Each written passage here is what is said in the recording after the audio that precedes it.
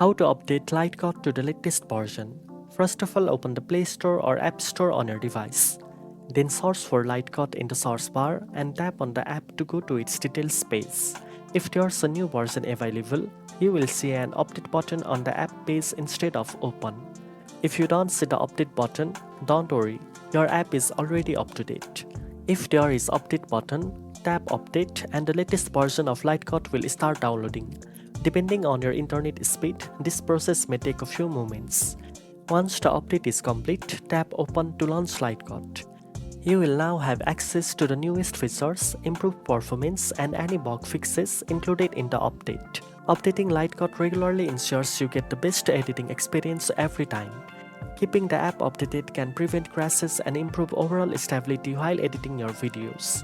Now you know how to update LightCut to the latest version. If you found this video helpful, don't forget to like, share and subscribe for more editing tips. Thanks for watching and I'll see you in the next one.